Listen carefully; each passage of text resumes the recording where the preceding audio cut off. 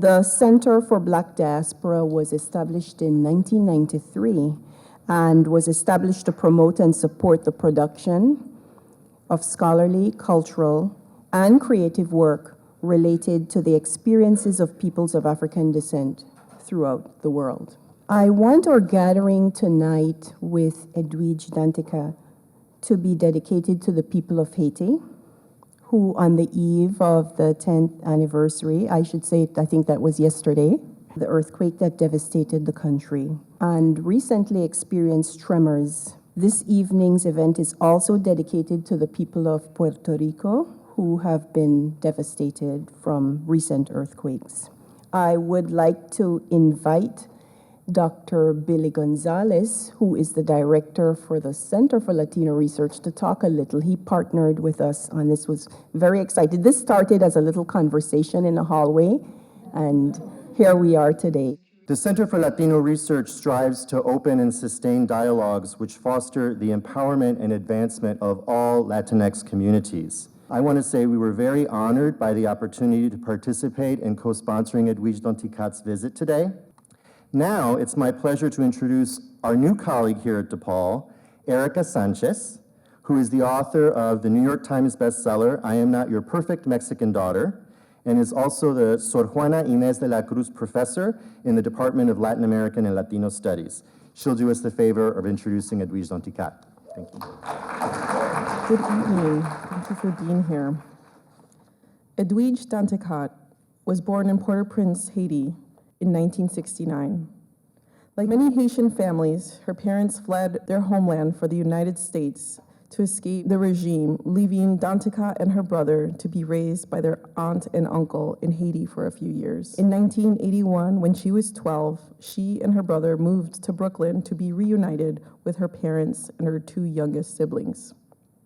She spoke few words of English when she arrived in the US and found adapting to life and school in the United States difficult. Partly as a way to escape these situations, she wrote stories. Danticat attended Barnard College, where she graduated Phi Beta Kappa and received a BA degree in French literature in 1990. She received an MA degree at Brown University in 1993 and later used her thesis as the basis of her first novel, Breath, Eyes, Memory, which explored the immigration process to America from a child's point of view. Even at the beginning of her career, the New York Times pronounced her as one of 30 artists under 30 likely to change the culture for the next 30 years. We're thrilled to have Edwidge Danticat with us here today. Thank you. Thank you, Professor Sanchez, for that wonderful and very thoughtful introduction. And thank you all for coming out of the cold to spend this evening with us. As the anniversary of the earthquake was approaching, I kept thinking of what the day would be like. And I often have this feeling every year that the year doesn't quite start until this anniversary has passed, because it's so heavy and so painful. You know, I lost family members, I lost many friends, and like every person who's Haitian, of Haitian descent, most of everybody was affected in some way. So I wrote this piece for the New Yorker website called Haiti Faces Difficult Questions 10 Years After a Devastating Earthquake, but a more lyrical title would have been What If? This past December, as what would have been my mother's 84th birthday approached, I kept dreaming of death. And the most frequent of these dreams, my mother, who died of ovarian cancer in October 2014 in Miami, is telling me to run out of the single-story house where I spent most of my childhood in Port-au-Prince before the house falls on top of me and several members of my family. I knew why I was having these dreams. The anniversary of the 7.0 magnitude earthquake that struck Haiti on January 12, 2010, leveling parts of Port-au-Prince and the surrounding areas and leading to thousands of deaths, including those of several friends and family members. That anniversary was coming. And sometimes anniversaries hurt. I remember when I was given a book, it was Madeleine's Madeline, in the house in Paris that was covered with vines. When I was 4, my uncle gave me that book, and I was like, oh, that's another way that stories are told. I want to do that. So that is when I realized I didn't know how one write, like how the words became the book, but I thought, like, I want to tell stories, but in this quiet way where the person can be with the thing in a corner reading it. So that was probably my first realization that I wanted to be a writer. And then I kept reading, and when I came to the States, I started writing for a paper called New Youth Connections, and which was distributed throughout my high school, and I wrote for them. And actually the short story that became the first chapter of Breath Eyes Memory I wrote when I was writing for them. They asked me to write about my first day in the US, and I wrote an essay, and then I continued sort of a fictional version of it, and that became Breath Eyes Memory. So it started with early being told stories, being intrigued by stories, and then really writing as much as I could throughout high school, and because I loved it, I felt a very great passion for it. For some Haitians, in addition to navigating the country's current and chronic problems, the anniversary might make them feel as though they're still being attacked, both literally and figuratively, by the soil. This is how one older family member who survived the earthquake once described the early single-digit anniversaries to me. Teap kalenu, teap kalenu. The earth is beating us. The earth is beating us.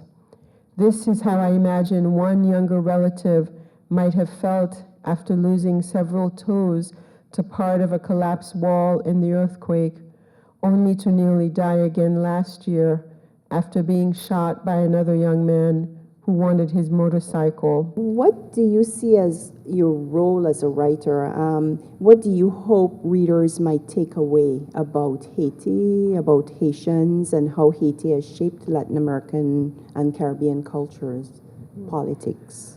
Well, I feel like, it's tricky in the sense that, like, when I started writing, I thought, I'm writing my story, I'm writing things that I know, but it's not true for everybody. And I think that this, we were just talking about it just now with someone, this issue of representation of people. So when I wrote, starting with Breath Eyes Memory, actually when it was on the Oprah Book Club, especially because the book suddenly had this big platform, a lot of people were angry because they said, oh, you're making us look bad, because in the story there's which recently I think that T.I. was brought back to life, because of the story of virginity testing with a mom.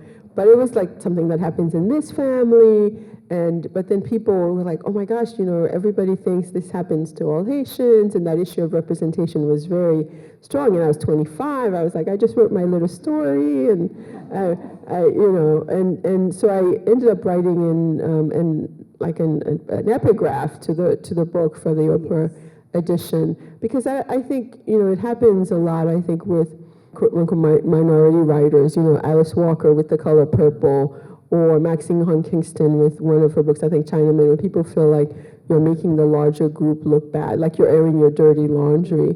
And that often happens because sometimes your book might be the only book out there about this particular culture, and that upsets people. So I never saw my role as educational in that sense. I always hoped, even with Breath Eyes Memory, I always hoped that, okay, people are going to read that, and they're going to be now very curious to know about Haiti. They're going to read more. That's really what I feel like. It's even if they're looking for contrary, the opposite point of view than mine, but at least they'll go out and read more Haitian writers, or they'll read more Haitian history. So that part, I wanted to kind of stimulate people to go out and learn more, I think, in addition to, of course, wanting to tell a story that would engage and get people thinking, that would stay with them after they're done reading it.